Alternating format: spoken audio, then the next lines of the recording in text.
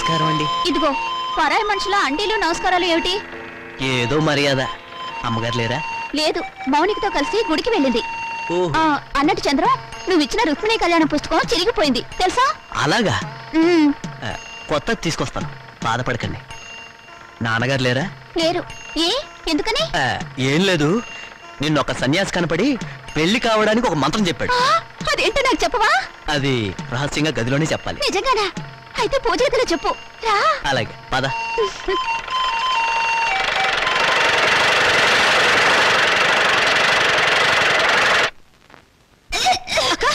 ఏందన్నావే వాంతి చేసుకుంటున్నావు? అబ్బే ఏం లేదమ్మా, రుక్మిణి కళ్యాణం బోల్డని సార్లు చదివానుగా. చదివితే వాంతులు అవుతాయా? మరి కడుపు వస్తే వాంతులు అవుతాయని చంద్రం చెప్పాడుగా. కడుపా? అవును, నాన్నగారు బాట తప్పారు, నేను నెల తప్పాను. ఎవరక్క? ఎవరు చేసరి పని? ఇంకెవరు, చంద్రం నేను రుక్మిణి కళ్యాణం బోల్డని సార్లు చదివాంగా. ఆ తర్వాత అతను నన్ను దగ్గరికి తీసుకుని ఏమేమో చేశాడు. అంతే, కడుపోయిందేమో వాంతులు వస్తున్నాయి. వసతి దుప్పలేగా ఎంత పని చేసావే. నమస్కారం. అంతా బాగున్నారా? లేదు, ఇప్పుడు చచ్చిపోయాం. పాపం ఏదో బాధలో ఉన్నట్టున్నారు. మాలతి నెల తప్పింది. నిజంగానా? పెళ్లి కాని ఆడపిల్ల కడుపు చేసిన ఆ నీచుడెవరు? నీకు తెలీదా? తెలిస్తే వాడిని బతకనిస్తానా? మాలతిని గర్భవతి చేస్తుంది నువ్వు కదా? అదే అడుగుతున్నాను. ఆ పని చేసింది నేనేనా, ఇంకెవడైనా ఉన్నాడా? ఎంత ధైర్యం నీకు! ఆ అమాయకుల జీవితాన్ని నాశనం చేసింది చాలక తెలివిగా మాట్లాడుతున్నావా? నిన్ను ఇటువంటి వాడిని బ్రతకనివ్వకూడదు. చూడండి, ఇప్పుడు కావాల్సింది ఆలోచన కానీ ఆవేశం కాదమ్మా. మొదట ఆ అమ్మాయికి ఎంత ఖర్చు అయినా కడుపు తీయించండి. లేకపోతే నా కాళ్ళు కడికి పెళ్లి చేసి 2 లక్షలు కడుపు చేసినందుకు కానుగ్గా ఇవ్వండి. మీ వల్ల కాకపోతే నన్ను చంపేసి కడుపులో ఉన్న ఆ బిడ్డకి తండ్రి లేని వాణ్ణి చేయండి. ఆ తరువాత తలమాసిన మీ అక్కకి తెల్లచీర కట్టి కలకాలం కళ్ళలో పెట్టి చూసుకోండి. ఏ పని చేసినా తెలివిగా చేయండి అమ్మా. మరి వస్తాను మామయ్య గారు. వస్తాను అత్తయ్య గారు.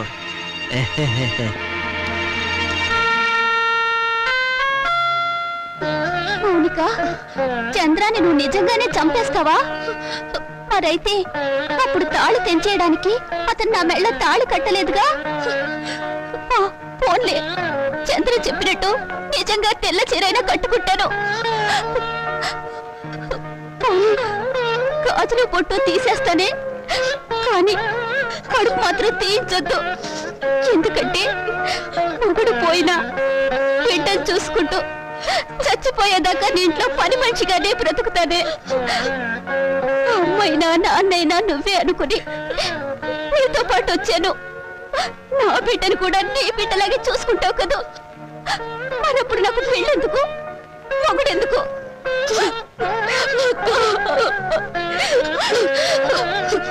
నువ్వేం బాధపడకక్క. ఎన్ని కష్టాలైనా నష్టాలైనా నీకు మాత్రం అన్యాయం జరగనివ్వను. ఆ చంద్రంతోనే నీ పెళ్లి నేను చేస్తాను. మౌనిక, నీకు కావాల్సింది 2 లక్షలే కదా, నేను ఇస్తాను, సరేనా? నువ్వా? ఏ నేను ఇవ్వకూడదా? వద్దు, ఇప్పటికీ నువ్వు నాకు చాలా సహాయం చేశావు. నీకు సాయం చేసి నేను దివాళా తీశాను. అది కాదు, నువ్వు ఇలా సహాయం చేస్తుంటే 10 మంది ఏమంటారు? అన్ని నువ్వే అనుకుంటున్నావు, అన్ని నువ్వే అంటావు. మంచి పని చేస్తే చెడుగా వాగేవాళ్ళు చాలా మంది ఉంటారు. వాళ్ళ కోసం కాదు, మన కోసం మనం బ్రతకాలి.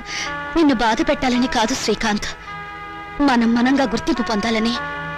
నిన్ను బాధ పెట్టుంటే ఐఎమ్ సారీ. ఇక నీకు సారీ చెప్పే అవసరం ఉండదు. ఎందుకని? నేను బిజినెస్ పని మీద అమెరికా వెళుతున్నాను. 6 నెలల వరకు తిరిగి రాను. అన్ని రోజులే? ఏ నా డబ్బు అవసరం లేనప్పుడు ఎన్ని రోజులుంటే నీకే? అది కాదు, అక్కడ అమెరికా పిల్ల నిన్ను లాగేసుకుంటే? ఎప్పటి నుంచి నీకు జబ్బు? నేను నీ దాన్ని అయ్యాక నీ జబ్బు నాకు రాదా? అచ్చా, ఇస్ ఇట్? అప్పుడియా? అవునా? అయితే అరే బ్రదర్, నాన్నని మౌనికని మోసం చేసినట్టు నన్ను మోసం చేయవు కదా? చచ్చినా చేయను, మనం తాగిన మందు మీదట్టు. కానీ నాకు చిన్న డౌట్. ఏంటి బ్రదర్? ఆ శ్రీకాంత్ గారు అమెరికా నుంచి రాగానే మౌనిక మనల్ని కొట్టిస్తుందేమా? Shut up. దాని మెడ ఈ టైప్లో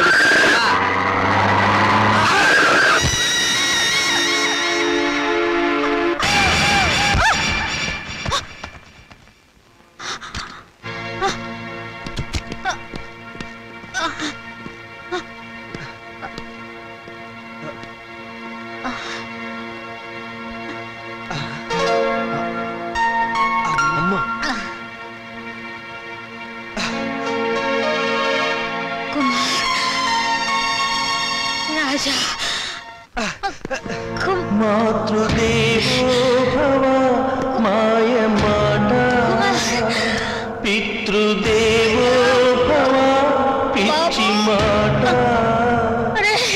నవమాసాలు నవ్వులాట భవబంధాలు పాత మాట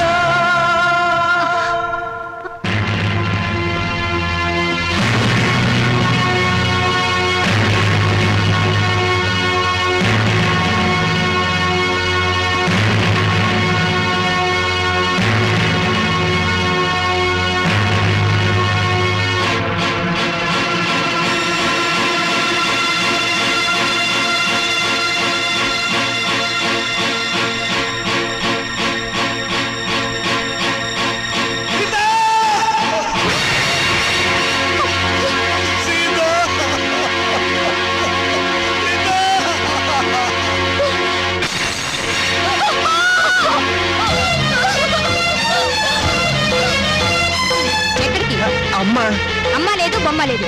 ఇప్పుడు వెళ్తే దహన ఖర్చులు దిన ఖర్చులు అన్ని మన మీదే పడతాయి. మీ అమ్మ చావు మీరు చూడలేదు. పదండి పదండి పదండి పదండి.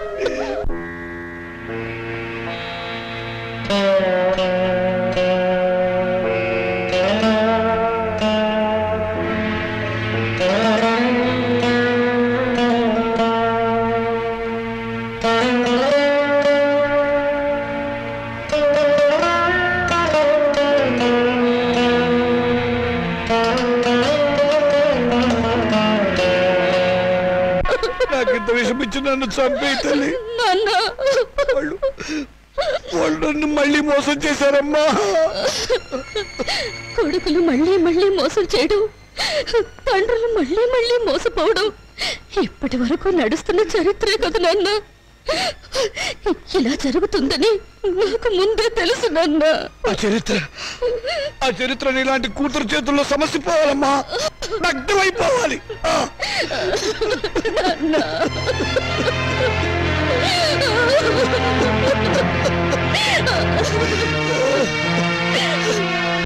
అరే బాబాయ్ బాబాయ్, నువ్వు అర్జెంట్గా నాకు సహాయం చేయాలి. ఏంట్రా? ముందు కూర్చో మాట్లాడు. ఇప్పుడు చెప్పు ఏంటి? నాకు అప్పు కావాలరా. ఏ నీ కొడుకులకి బంగారు గోచీలు చేయిస్తావా?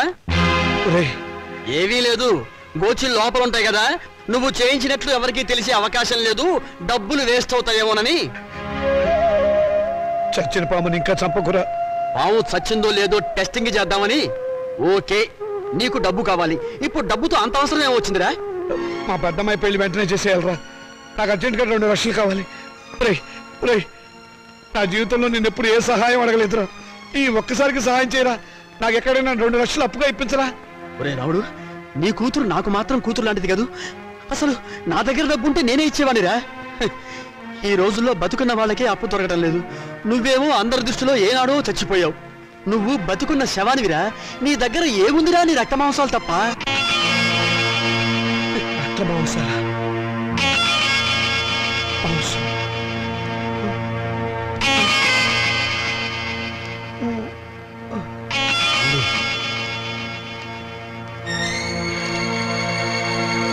నీ దగ్గర ఏముందిరా? నీ రక్త మాంసాలు తప్ప. నీ దగ్గర ఏముందిరా? నీ రక్త మాంసాలు తప్ప. నీ దగ్గర ఏముందిరా? నీ రక్త మాంసాలు తప్ప.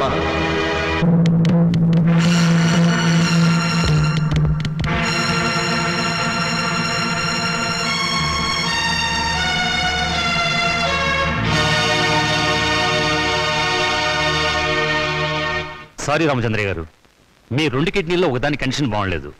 అందుకని రెండోది ఇంకొకరికి ఇచ్చే అవకాశం లేదు. ఇస్తే ఏమవుతుంది డాక్టర్?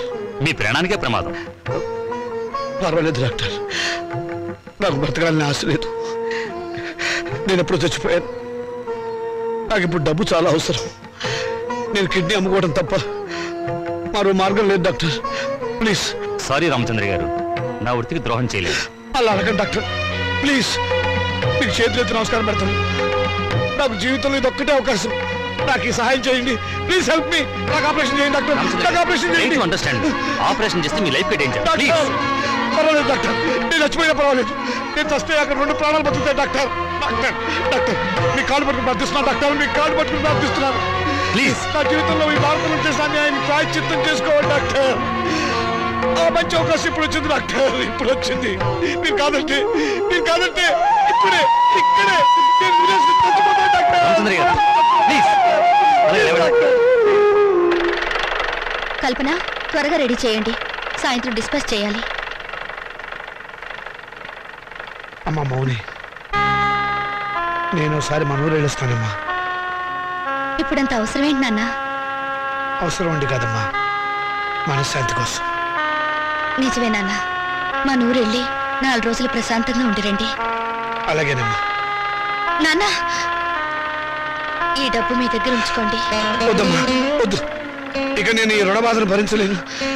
ఇవ్వవలసిన చేత్తో పుచ్చుకోవాల్సిన అవడం. నాన్న, తండ్రి బిడ్డల మధ్య ఆత్మీయత అనుబంధం ఉండాలి, కానీ రుణానుబంధం ఉండకూడదు. నిజమేనమ్మా, నీ పట్ల నేను ఎప్పుడు తండ్రిగా ప్రవర్తించలేదు. అందుకే ఇప్పుడు రుణగ్రస్తుని అయిపోయాను. అది తీర్చుకునే ఒకే ఒక్క అవకాశం నేను చచ్చిపోయే లోపుగా ఇవ్వమని ఆ భగవంతుని ప్రార్థిస్తున్నానమ్మా. నాన్న, ఇవేం మాటలు? మీరింకేం మనసులో పెట్టుకోకుండా ప్రశాంతంగా వెళ్ళిరండి. అక్క పెళ్ళి, ఈ అప్పుల సంగతి నేను చూసుకుంటాను. మీ ఆరోగ్యం జాగ్రత్తగా చూసుకోండి. మీకేమన్నా అయితే నేను భరించలేదు. అలాగేనమ్మా, పసుపు కుంకుమలతో, పిల్ల పాపలతో, ఆయురారోగ్యాలతో నిండు 100 ఏళ్ళు జీవించమ్మా, జీవించు.